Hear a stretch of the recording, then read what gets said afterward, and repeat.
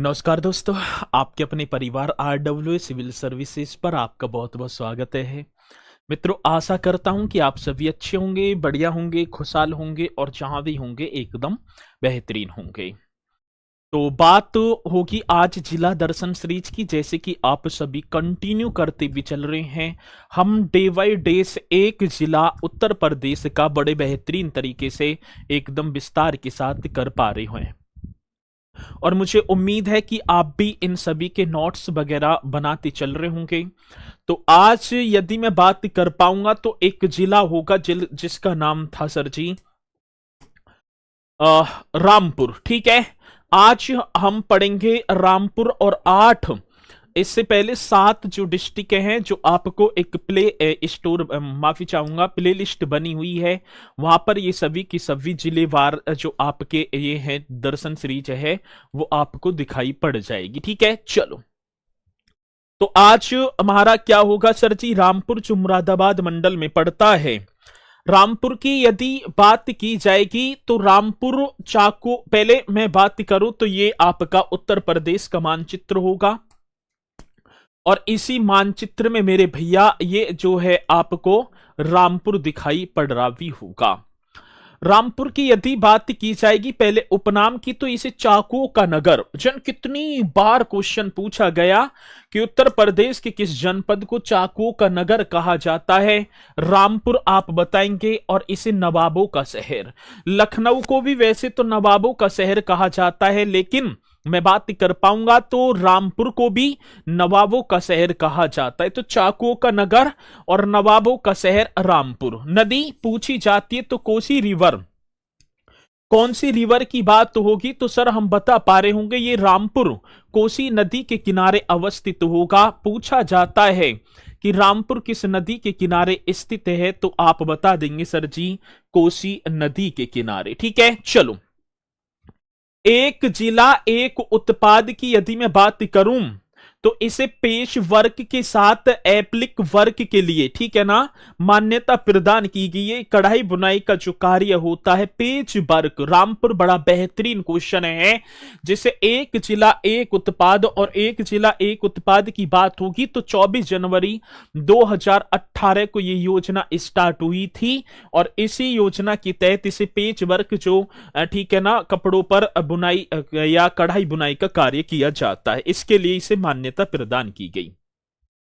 1775 ईस्वी में एक नवाब थे फैजुल्ला खान ने राजा राम सिंह के नाम पर इस शहर का नाम रामपुर रखा था। क्वेश्चन बड़ा बेहतरीन बन जाता है। मैं बात किसकी कर पाऊंगा? एक नवाब थे, नवाब फैजुल्ला खान। 1775 ईस्वी की बात थी, राजा राम सिंह थे और उनके नाम पर इस क्षेत्र का नाम क्या कर दिया? तो आप बता देंगे सर जी रामपुर रख दिया। उद्योग की बात आती है मेरे भैया, इसे चाकू उद्योग, वेरी वेरी इंपोर्टेंट है, कितनी बार पूछा गया।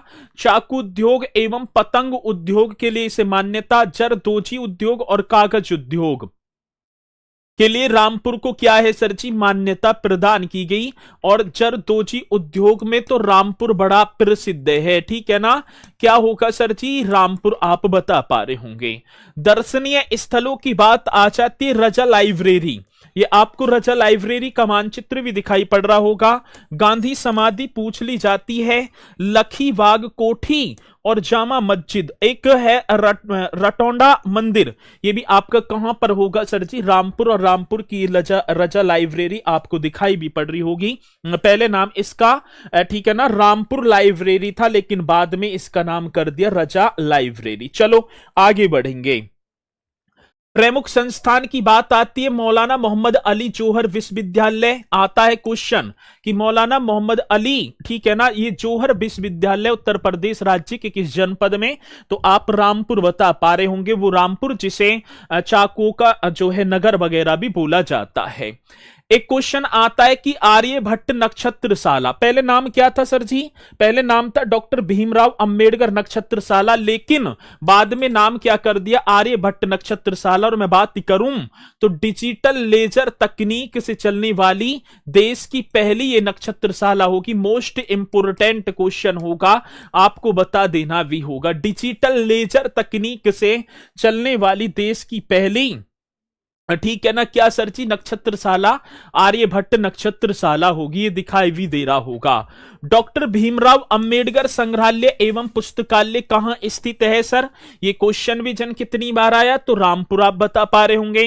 रामपुर जनपद में फाल्गुन महीने में, जिसे हम फागन बोलेंगे, प्रत्येक वर्ष फाग मेले का आयोजन किया जाता है। क्वेश्चन पूछ लिया जाए कि फाग मेले का आयोजन उत्तर प्रदेश राज्य के कौन से जनपद में किया जाता है, तो मेरे भैया आप बता देना सर जी, ये तो आपका रामपुर होगा। अगला क्वेश्चन, रामपुर उत्तर प्रदेश का वह जनपद है जहां अल्पसंख्यक समुदाय का सर्वाधिक केंद्रीकरण है।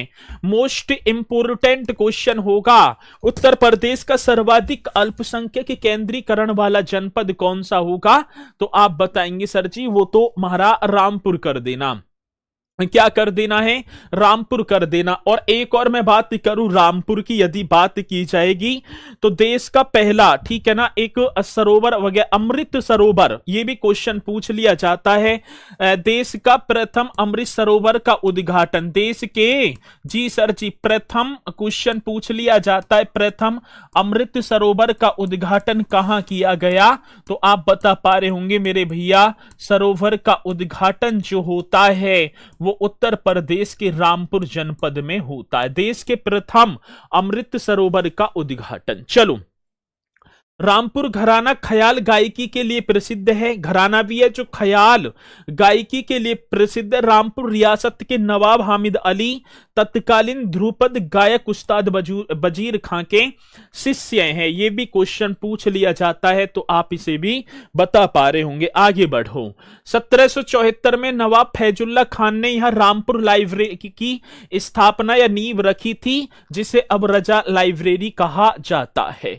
1930 में रामपुर के अंतिम नवाब कौन थे, रजा अली खान। क्वेश्चन पूछा जाता है, रजा, ठीक है ना, आता है क्वेश्चन की अंतिम नवाब रामपुर के, तो आप बताएंगे रजा अली खान।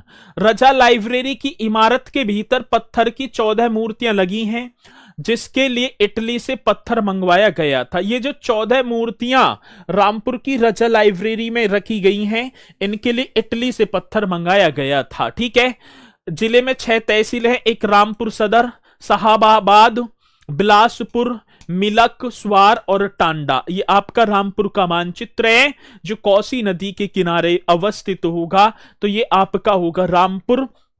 ठीक है, और एक एक चीज आप नोट करते चलेंगे, और मुझे उम्मीद है कि रामपुर के विषय में आप आधे से ज्यादा जानते भी होंगे।